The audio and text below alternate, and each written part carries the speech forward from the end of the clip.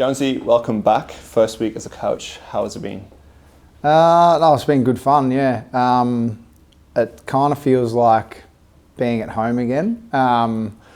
Obviously, being away from the club for the last few years, but then coming back pretty familiar with the surrounds and the people, the colours. So yeah, it feels pretty natural. Feels good. The colours suit you, so it's no secret you're a legend of the club, 300 gamer. What were those initial conversations like in getting you back into the club? I think it was just by chance, to be honest. It all happened really quickly. I probably didn't really envisage being back. I'd kind of explored it a little bit.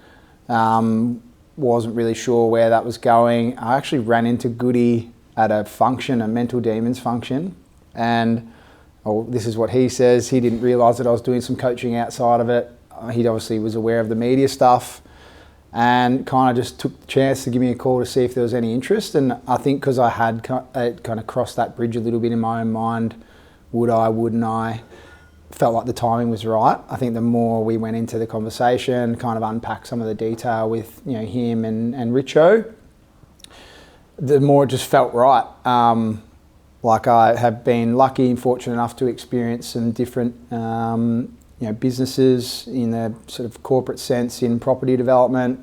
Been very lucky with those opportunities, but I think obviously my core passion has always been football. It's what I've known since I was 5, but professionally since I was 17. So there'd always been this sort of underlying motivation and drive to possibly explore it at some point. And when Goody did call, like I said, it's sort of that this opportunity felt right for a whole heap of different reasons and on many levels, personally, and I think as the club and with that connection as well.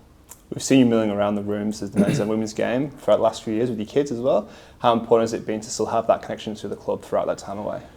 Yeah, no, that's like obviously I love the place. It's in my blood, and I think, like, to be honest, that kind of was spent some time away initially, maybe in that first 12 months, just to freshen up a bit. Probably rediscover some love for the actual game itself. But then it's kind of that natural progression, right? Particularly my older two kids, Bobby and Remy, got an interest in the footy. Remy in particular, it kind of all clicked for him. So then the opportunity to just leverage the fortunate position I was in the media in particular, to be able to get access down into the rooms and come in and see the club and the boys, and he's just super passionate about the D's, like he loves it. I think trying to explain to him that maybe one day, if he's good enough, he might get the chance. I think that was the kind of turning point for him, and now he's just addicted to it. So I think that was what kind of drew me back, and there's obviously fond memories of my own career, but then it's like forging that love for them and that connection for them, which has been really cool to kind of just foster that without kind of pushing it. But now, now that I'm back, he was asking me yesterday, when can I come to training? When can I come see the boys? So they'll be around. It'll be good fun. Hopefully we can have them in soon so they can meet everyone again. You've had some few years away from the club aspect of footy, but you made your debut in the media world. How was that for you and transition into kind of in front of the camera? Yeah, I think the media, to be honest, the timing of that came, absolutely at the right time for me personally. As I sort of touched on before, falling in love with the game again. Always felt like I could sort of articulate what was going on, from a game sense perspective, and that progression, it felt relatively natural in the media. But I think it was sort of rediscovering, after spending so long in kind of clubland and in that sort of professional high performance environment, you maybe lose some of that sort of love, passion aspect of things. Even in particular with the way my career personally ended, I needed some time to kind of mend that in my own mind. And the media certainly helped do that, like going and seeing the game from a completely different perspective and other clubs and other teams play, the fans and the game itself and the spectacle that it is, and then obviously seeing the inner workings of how the media works, and the importance of the show that's put on, and the quality of footy that's played and stuff. I think that was just great to see from a different angle and helped me fall in love with the game again. You kind of pinch yourself that it feels like 300 games for me went by like click of a finger. But then being in the media and watching like big teams play and big crowds and just the energy in the stadium, like you feel very fortunate to have spent, I felt very fortunate to have spent so long playing. And that's probably what kind of rekindled that burning desire and the fire inside to be like, whoa, I could go back definitely. So you transitioned from footy to media and now back to footy again. You new role as a coach. How are you going to manage that transition more into a coaching space now?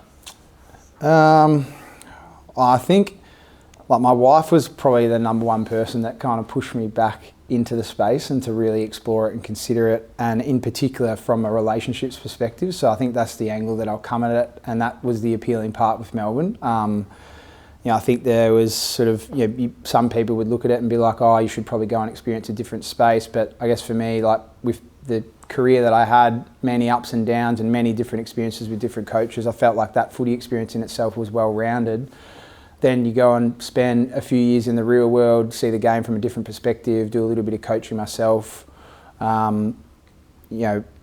It kind of felt right, and that's what I was touching on before when I sat down with Goody and Richo and they kind of laid out what they thought it would look like. I think the chances for me to be able to build on the existing relationships that I have, like instantly, there's trust and respect amongst particularly the senior guys that are going to have a huge impact and a huge say on where we go. But then at the same time, like having not been here for a few years, there's probably a third to half the list that I don't have a relationship with, and there's the opportunity to build I guess a rapport with them and help them grow and develop. I think tackling it from a relationship angle and building trust and respect from the playing group. And I think Goody and I see the game pretty similarly. Obviously, I spent a lot of time underneath him as captain and player. So I think our values align on where I think things can improve and where we think as a core base game style we should be heading. I'm excited about that, to bring some fresh eyes, but also the fact that I have the connection. I think that sort of plays into an advantage for me and my own growth as a coach. And working alongside Sam Radford, who's been at the club for a few years now. How excited are you to have him alongside you for the journey? Yeah, well, that was one part of it, right? When considering the role, Goody said that I would have Sammy, move across into assisting, balancing the midfield role, because it's quite broad, and you end up with majority of or a large portion of the playing group. So I think his experiences with where his coaching career and teaching career has gone, like there's so much I'll be able to learn from him, and even we have a great relationship. I spent some time with him before I finished the last probably couple of years of my career. He was in and around the footy program and then has progressed in his own career, and I feel really lucky to have him. Like we get along really well. He's a ripping fella, and he already has those relationships, some built up trust and rapport with the group. I think the opportunity for us to be able to work together, there's heaps that I can learn from him, from his experiences and his background, which will only help develop me personally as well. So I'm looking forward to that. We've had a huge response from the Demon Faithful to see you back in the colours. How excited are you to reconnect with the fans? Yeah, it's actually been quite overwhelming, really. Because you kind of just drift away once you finish, and everyone moves on.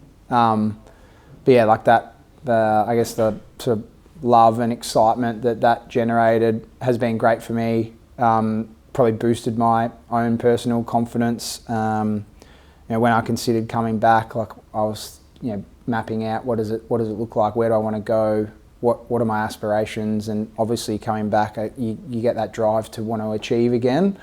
And I think having the love and support of the Melbourne faithful in terms of sort of backing me in and seeing it from the similar angle that I saw, right, like being able to leverage the position that I'm in with the relationships that I have, and hopefully being able to get us back flying straight again and flying straight back up the ladder, hopefully. I'm excited about that. We can't wait to see it as well, and thanks for your time. Cheers, thanks guys.